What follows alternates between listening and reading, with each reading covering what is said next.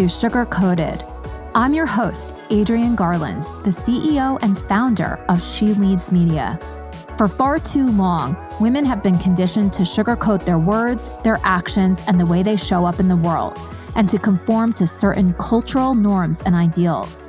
This is inherently designed to keep those who are outside of the norm from gaining power, prestige, wealth, and influence, preventing more women from being recognized and respected as the powerful leaders that we truly are.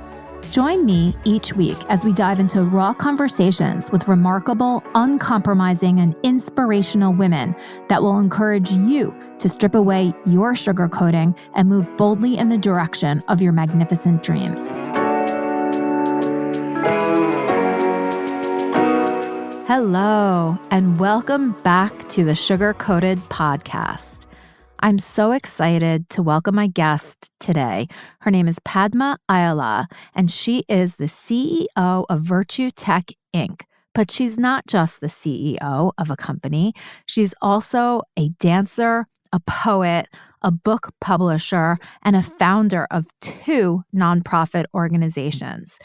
So we have so much to talk about today. Let's get right into it. Welcome to Sugar Coated, Padma. Hi. Hello. Hello, everyone. Padma here. It is just so Hello, great Gina. to have you here on the podcast. And we were just talking before we sort of got started a little bit about your family history and the history of your last name and how it really speaks to this idea of having a lot of deep education and scholarly pursuit, which is sort of part of your history. And I think that is so interesting, especially when I look at all of the different things that it is that you're interested in, everything from, IT to artistry to also just helping people through your nonprofit organizations. So I would love for you to just tell the Sugar Coated audience all about sort of who you are and why you started some of these ventures. Great question, Adriana. Very, very deep and a great question. Again, I'm Padma Ayala. I moved to United States in the year of 1995. When I moved US, that time is a very interesting time because this was pre-Google days. This was, before MTVs and other all these American channels are popular in India. I came from a rural town, southern part of India, where I think before that in my life, just graduated of college, and then up until then I might have seen only one Hollywood movie. That's about it. So when I landed in United States, it's completely, new to me. In some ways, mind blowing. In some ways, I don't know how to put my finger, but basically, it's missing my family, missing so many things, and so it's not easy, to move to an entirely new country. And again, mine was an arranged marriage, so that time. So I was like, everything was very new to me. From that point to where I am today, the journey is a very interesting journey. I have learned so many things because at first I have to lose many things. When I first came here, first thing I lost was self-confidence, because I didn't know. I know English because I studied, my medium of instruction was English, but that has nothing to do with, the word America, basically how Americans say yes versus how Indians say yes. There's so many differences, nuances, body language, you name it. So I have to learn everything. I have to understand how people think here. So it's not easy at all. But then I became mother in the first 1 year. So motherhood was entirely, I don't know how to take care of a baby. Baby is what to expect. That's a big change in my life. So many life-changing things. So that all that shaped me. But to answer you, precisely, probably, I would think I was a mechanical engineer. When I came to US, I was a mechanical engineer. So, and the engineering piece was also there. That I had an engineer brain, but I also have an artist brain. So I have both, So the engineer brain makes me look at process, and the artist brain make me creative, think out of the box. So I think whether starting virtue tech, I would give more weight to my artist brain because of my creative and because of my independent nature, and my risk taking nature comes from the artist who don't think much, I guess. If you keep thinking something, you won't be able to do anything, You'll only think about, I'm like this person that go and first, dive, and then probably I'll think I'll figure it out. So that is the reason probably I started this Virtue Tech. And then similarly, the non-profits also, because of my love to, helping others. So though I think those made me start the non-profits. So That's amazing. So, did I answer you? yeah, and I mean, it must be very overwhelming to be in an arranged marriage with someone that you don't know a lot about, and then you're also thrust into this new culture, and that I think can be very unsettling, and then throw a baby into the mix. My goodness. That is a lot for anyone to handle. So, after you came here to the United States, when did you sort of leave mechanical engineering and start your own business? When did that happen? Actually, though I studied mechanical engineering, in mechanical engineering, we used to have, computer, basically Fortran language, and, some AutoCAD. So I had experience, to kind of to the software side of the world. So then I got myself trained a little more, and then I started my career in, as a software engineer, more into programming side of the world. So Mm. and first 10 12 years I really spent time in as a full-time employee working for various companies like AT&T, Cox Communications, Microsoft. And only in the year of 2010, that's when I started Virtue Tech. Interesting thing is, I was the reason why I started Virtue Tech is I felt that in very big organizations, sometimes you're lost. You don't feel like you can contribute, because there you have some circle around you. You can only do bigger the organization. You only but somebody like me, I want to do many more, much more. And that's when I felt maybe if I have my own org, I can serve my customers better. And since I have that service mind, I think that's how Virtue Tech started. And what specifically does Virtue Tech, what type of services does Virtue Tech provide?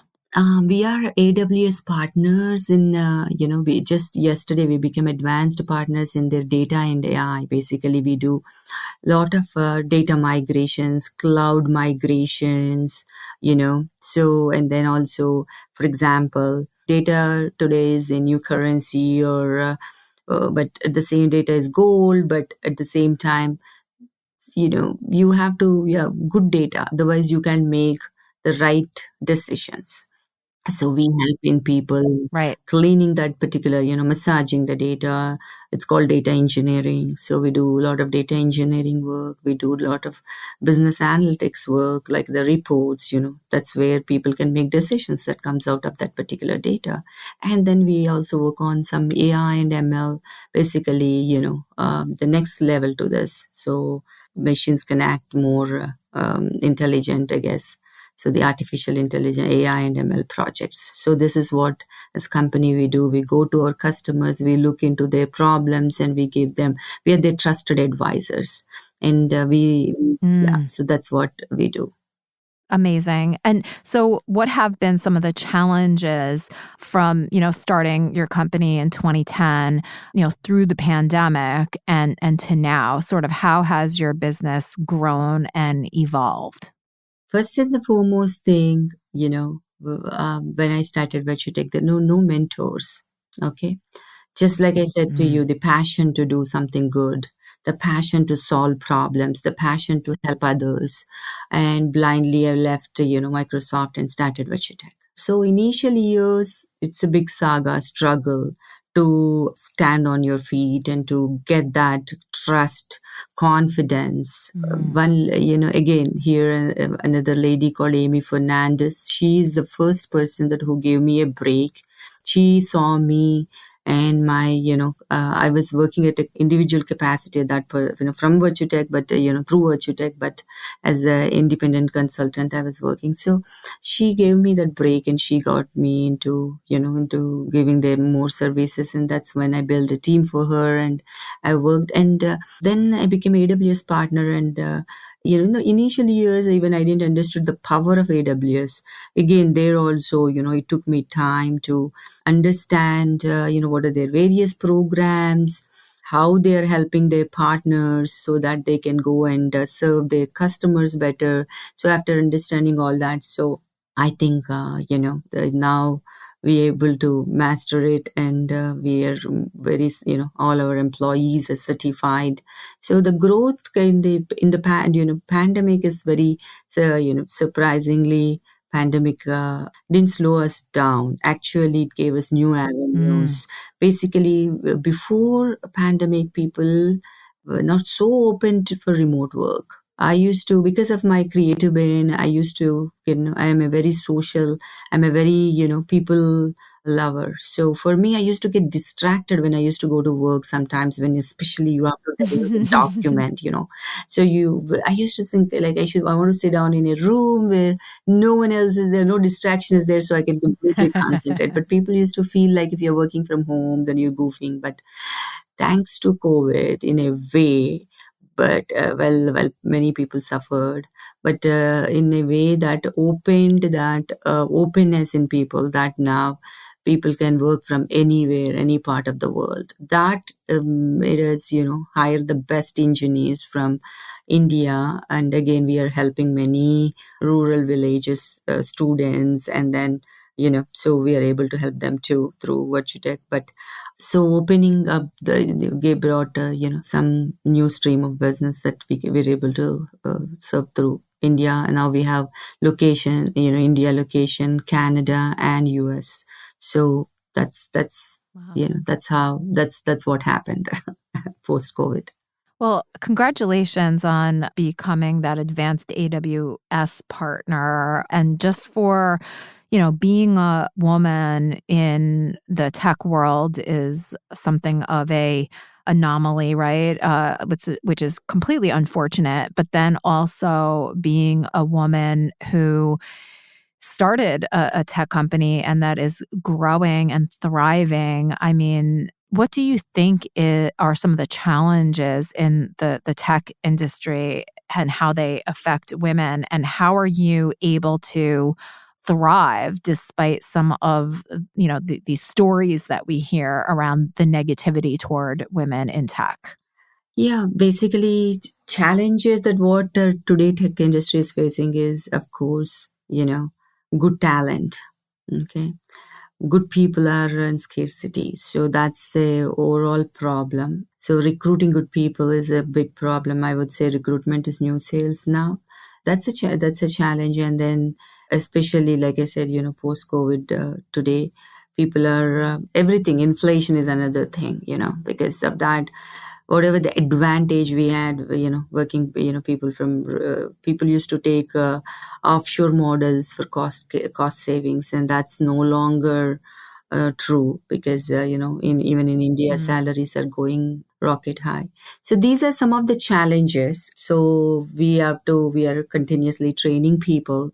And when I'm doing that training, I sometimes go back to 95 Padma, the cultural differences. See, that's where probably my creative, because I'm a classical dancer, because I'm a poet, because I'm a storyteller, all these things help me in, I go back into their shoes and try to tell them that how they should communicate. Because many times technologies can be learned, but it is the attitude, It is the value system. These things are, timeless. So I try to instill these things for the very junior engineers. There are instances that I especially for women engineers, I coach them.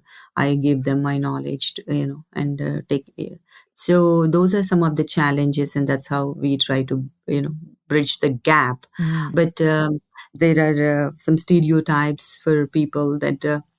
For people to understand that before I was not feeling that much, but yes, there are instances that I felt that you have to work extra hard because you're a woman, no doubt about it. But I think it's the persistence is the key, and then your knowledge is your power. When they see you very knowledgeable, when they see you that you are, solving some complex problem, through your success, you will tell them that, I think you'll change their perception, I guess. So, yeah, I think we need a lot more women in tech to kind of, even though we shouldn't have to, but if we can sort of keep running the race, right? Run the marathon to the end. Hopefully things will start to change, because I don't think that tech is inherently male, right? It's about right, using that tech and using that data to solve problems and to provide insight. And that is universal. That's human. That is not gendered at all. So it's something that the tech world needs to have just more diversity in general beyond just gender roles, right? We need to have all different types of perspectives, all different types of people contributing to that data, because like you said before, data needs to be clean at a certain level in order to truly gain insights from. So you want to make sure that those that are responsible for contributing that data or collecting that data have a broader perspective. Otherwise, what comes out the other end is going to be biased. agreed. Yeah. Agreed. You're very right. And exactly, you're right. So diversity is very important because different perspectives. And, it will saw how you look at a problem versus how generally, how I look at a problem may be very different, and maybe finally we both may solve the problem, but our methodology of solving may be different, So it's very interesting. So interesting to, yeah. Let's shift gears a tiny bit and kind of talk about the artistic aspect of who you are, and also about the two nonprofit organizations that you founded. Can you tell us, I guess, just to start, like, what are those organizations and what are their missions? Yes, there are like one first nonprofit. It's called Chanakya Institute of Leadership. This is based on the ancient old Indian wisdom teaching. Basically, at homes, this is pre-Macaulay time. In India, it's called Guru Parampara. Like from one generation to the other, the gurus used to teach.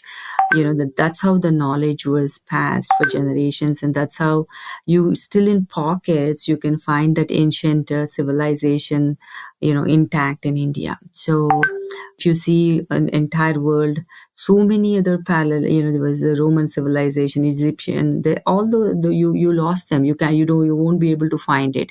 It is still in India. There's a wisdom for ages and generations, that was kept intact and passed from one. There are many. For example, even our dance, the classical dance, it's written by Bharata Muni, and it's called Bharata Shastram and Natya Shastra, and it is very, very old. So you will be surprised how many beautiful details are already given, in that book. So we try to teach all those principles, and Sanskrit is another language. So we teach, the languages, because this language teaching is, again, same thing like I was telling you before. It's a different set of brain muscles. I keep telling many parents, these are for young children that we teach, and these are the future of, basically we are passing that knowledge again to the next generation, so that they will take it and they will pass it to the next generation. That's the idea here, and that's how our great grandfathers and parents have done that. So we are doing the same thing. So this is we teach Telugu, we teach Sanskrit, we teach Telugu is my mother tongue, by the way, and Sanskrit, and then we teach dance and classical Indian dance, and then we also have some music classes that go along with these things. So this is what we teach here for the kids. And again, before COVID, we were only teaching for local Seattle kids, but now after COVID, we have children from Canada. We have some children participating from UK and India too. So along with US. So that's so amazing. yes, and that's one thing, the Chanakya Institute. And again, here why we call this as leadership, because the leadership principles that's been taught by. There's a person called Bhartrhari called Subhashitas. So we teach them these Subhashitas where they talk about what are the values, what are the good things, for example, what one should possess. So we teach history, we teach about great queens, great mathematicians, all their history, and we'll teach them, hey, for the children, 8th graders, high schoolers, middle school, everybody, you go and touch them. They're like, for their homework itself, they make big deal of it. Like everybody is stressed, anxiety, depression, you name it. And we try to teach them, look at the way that time they didn't have anything, but they conquered so much. They built so many things. So we make them think. We will tell the story and we'll ask them to analyze, and then, so give them that confidence, and then give them a different perspective for problem solving. So that's exactly what we do through this. That's why we called it leadership. And then we call the Chanakya is a great, scholar from ancient India, and he is from the time of Chanakya Niti, and he's the original person that were in an Arthashastra. So anyway, so we take all those principles, Bhartrhari, Chanakya, from Upanishads and Gitas, and then all this essence of all these lessons we teach to the children. Gosh. So that is the one nonprofit that we do, and along with the classical dance, of course. So second thing what we do is that's called Grama Lakshmi. It's rural villages in India, empowerment of women. So when a mother is strong, then that family is very strong. So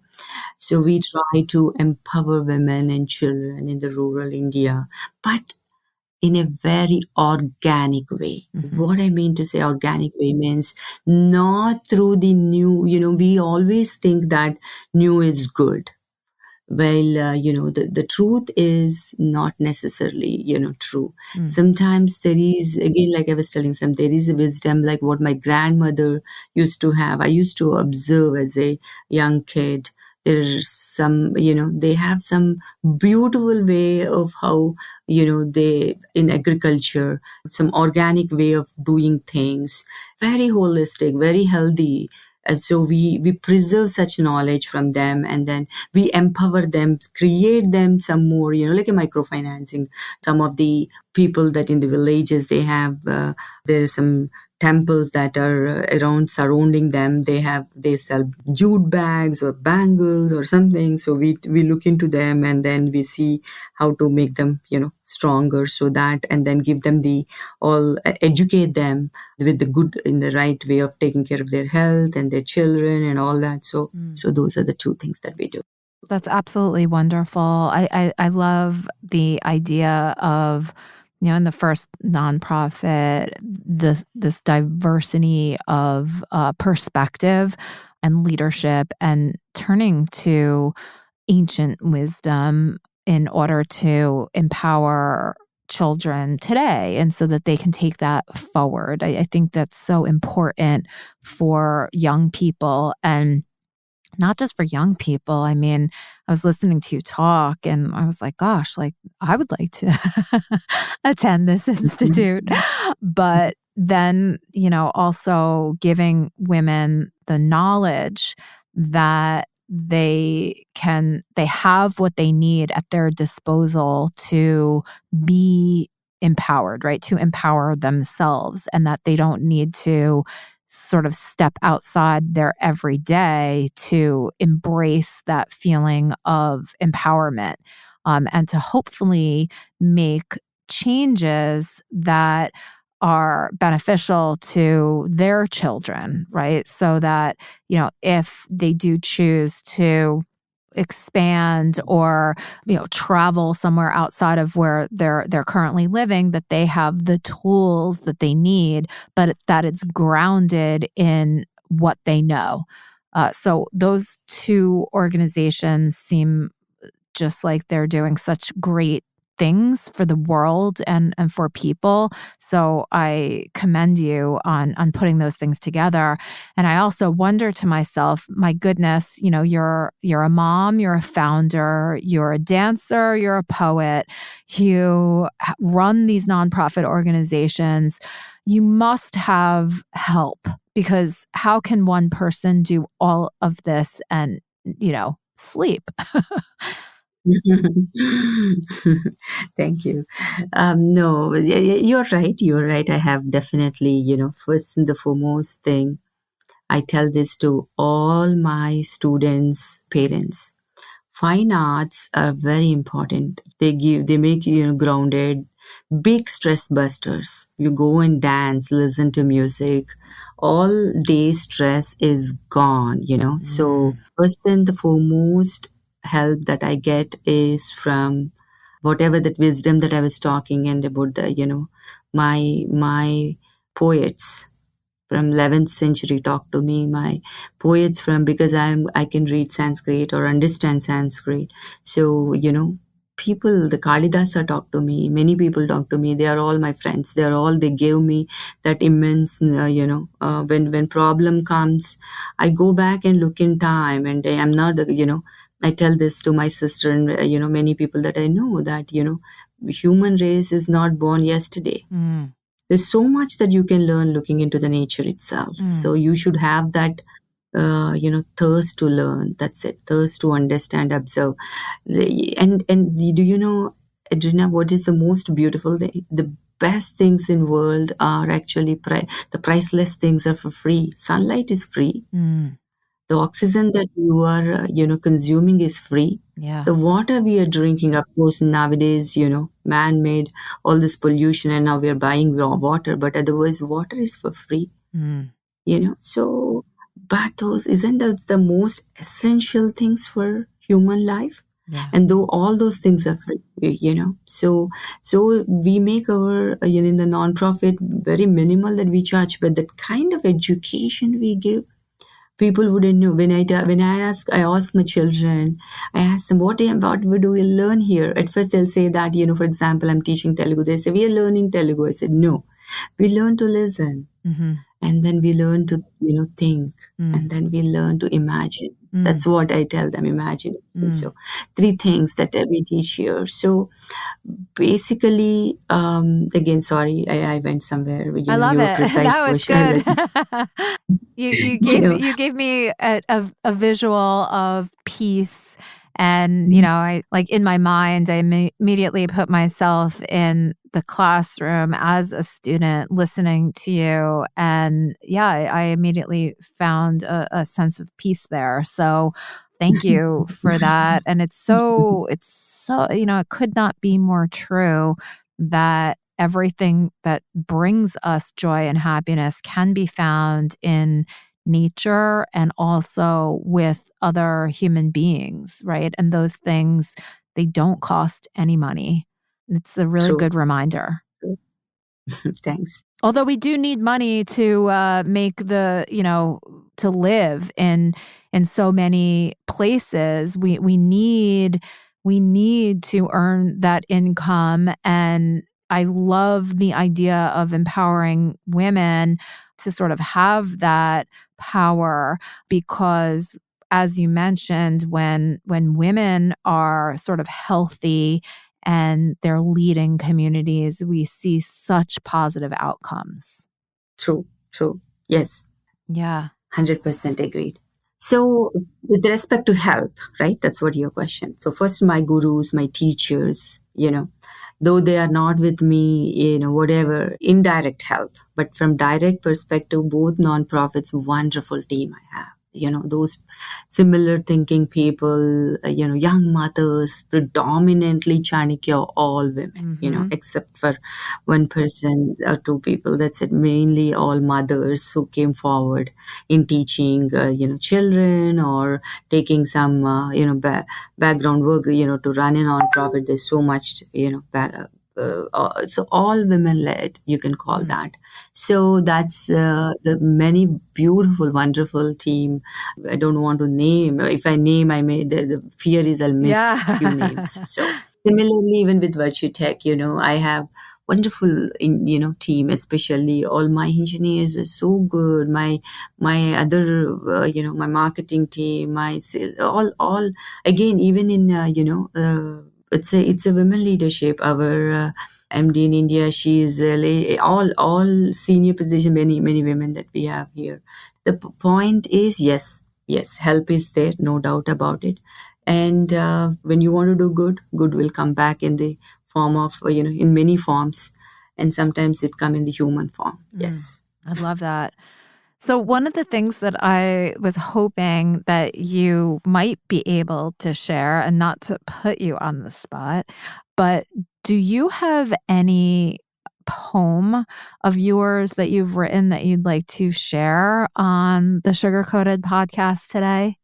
Sure. Yes, of course. We'd love to hear it. Again, this is written this is, I don't know how much people would, because this is in my mother tongue, but if that's okay, I will say that in my mother tongue itself. It's called, the language from southern part of India. It's called Telugu again. Yes. నాకొద్దు కాంతులీను వజ్ర వైఢూర్యాలు చీనాంబరాలు సింహాసనాలు కరతాళ ధ్వనులు పన్నీటి జలకాలు కర్పూర తాంబూలాలు వాటన్నిటి వెనక కాంక్ష తీరిని కాంక్ష తృష్ణ అలజడి అందుకే వరించాను కాలంతో చెదరని అందాన్ని కాశ్మీర లోయల వైభవాన్ని త్రివేణి సంగమాన్ని నిలువెత్తుగా ఎగిసి విరిగిపడే సముద్రపు కెరటాలని పరంపరలుగా సాగే సంగీతాన్ని గానాన్ని లయనాట్యాన్ని ఇప్పుడు కాంక్షే తృష్ణే అలజడి కానీ ఆ జలతారు మోహంలో తడిసి నవయవ్వనినై మరో పరంపరనై సాగిపోతున్నాను. So the meaning is, what I'm saying is, all the materialistic things that I describe in the poem, like the diamonds, the rubies, the throne, all whatever I'm saying that I don't need any of that. So the most, materialistic, precious things, precious stones and precious, all that, I'm saying I don't need it, because it's the more you get it, you feel like you want it more. But instead of that, I have fallen in love with this nature, with the music, with dance. Even now I have the thirst, but the more I drink, the more youthful I become, like a fountain of youth. And then I keep pass it from generations to generations. That's what I'm saying. Oh, so beautiful. Of course, I don't understand the words, but the tone and the way that you relayed that, what I heard was a little anger, but maybe it was just, the rejection, like you said, of the material things. Maybe that's what I heard, but I heard a little bit of anger. I heard deep passion, and then I heard hope. Those were the three things that I thought of as I was listening to you. I would love for the audience to also kind of write in and let us know what you heard when you heard that poem. I think it was very moving, and it really sums up so much of what we were just talking about, all the material things. And while they're beautiful, right, and while we do want them, there is so much more to this life that is more precious than rubies and diamonds. So Padma, thank you so much for sharing so much of yourself today, your story, and for being such an inspiring woman. I think that one of the things that has really drawn me to you is the fact that you are successful, you are happy and content, and you are multi-passionate, and you have brought all of this into what you do every day. And for me, that's super inspiring. And for the audience that's listening, I hope that this message shows you that you can be everything that you are, including an entrepreneur, and that you don't just have to be a business person in order to have extreme joy in your life. So thank you so much. And people want to get in touch with you, just to support you and your nonprofit organizations and the work that you do, or even hire you and your team for some of the data work that they need. How can people get in touch with you? You can, both through my email or my phone number. I'm fine. And I can give you my email address, my first name dot last name at gmail.com, which is Padma, Padma dot Ayala, Ayala at gmail.com. And my number is 347-891-5103. Well, hopefully people won't be calling you and bothering you, but we will definitely include your contact information and the link to your website in our show notes. And just again, it's been an absolute pleasure speaking with you today, and I greatly appreciate you taking the time to share your story and who you are with the She Leads audience. Thank you so much. Yes.